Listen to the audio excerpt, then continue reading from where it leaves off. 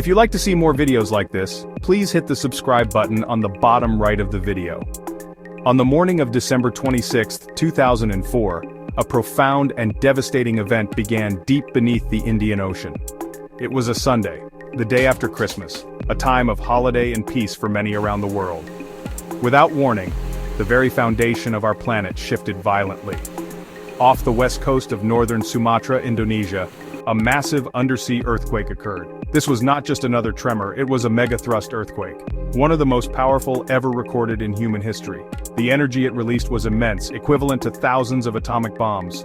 This single, cataclysmic geological event would set in motion a chain of destruction that would be felt across the globe in a matter of hours. The origin of the disaster was a rupture along a vast fault line where the Indian tectonic plate slides beneath the Burma plate. For centuries, immense pressure had been building along this subduction zone. The disaster unfolded with terrifying speed, a relentless progression of events that left no time for preparation in its immediate path. At 7:58 in the morning local time, the magnitude 9.1 earthquake struck. Within approximately 20 minutes, the first colossal waves, some reaching heights of over 30 meters, slammed into the coastline of Aceh province in Indonesia. The city of Banda Aceh was almost entirely submerged. Entire coastal communities were obliterated in a matter of minutes.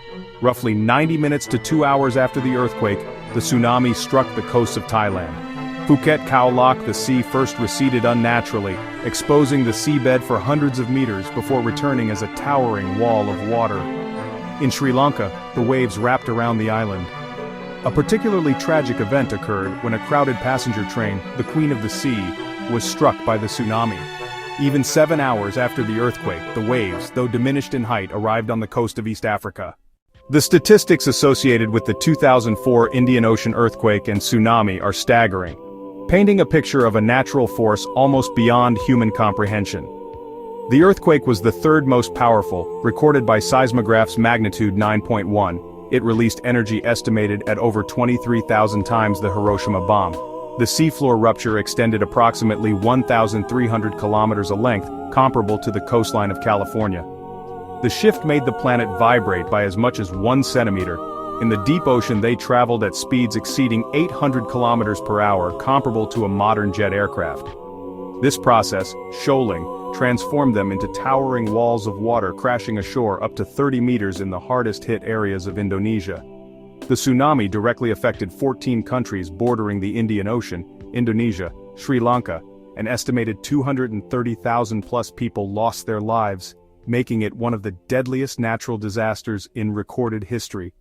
These numbers represent individual human tragedies on an almost unimaginable scale. The impact of the tsunami on human life was immediate and devastating. In the coastal areas, the sheer force of the water acted like a liquid bulldozer, sweeping away everything in its path. Homes, schools, hospitals, businesses were simply demolished and turned into debris. They fundamentally altered the lives of millions. People lost their homes, their possessions, their loved ones.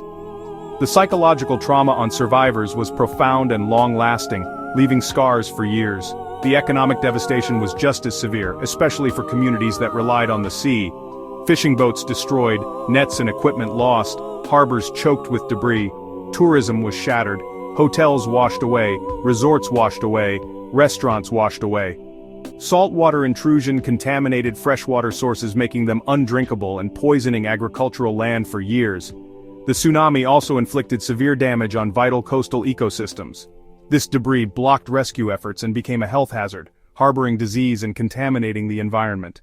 The world's response to the 2004 tsunami was one of the largest and most immediate humanitarian efforts ever witnessed.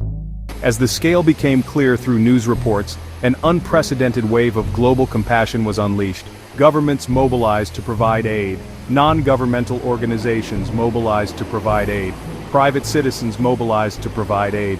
Pledges of financial assistance poured in, ultimately totaling more than $14 billion. This massive influx of support was directed towards immediate rescue and relief operations, provision of food, clean water, medical supplies, temporary shelter.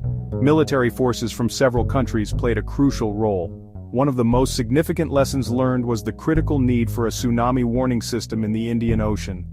nations came together under UNESCO's Intergovernmental Oceanographic Commission to establish the Indian Ocean Tsunami Warning and Mitigation System seismographic stations, deep ocean buoys, tidal gauges has since saved lives in subsequent tsunami events, a direct and life-saving legacy of the 2004 tragedy. We can be better prepared to protect human life when they occur. If you like to see more videos like this, please hit the subscribe button on the bottom right of the video.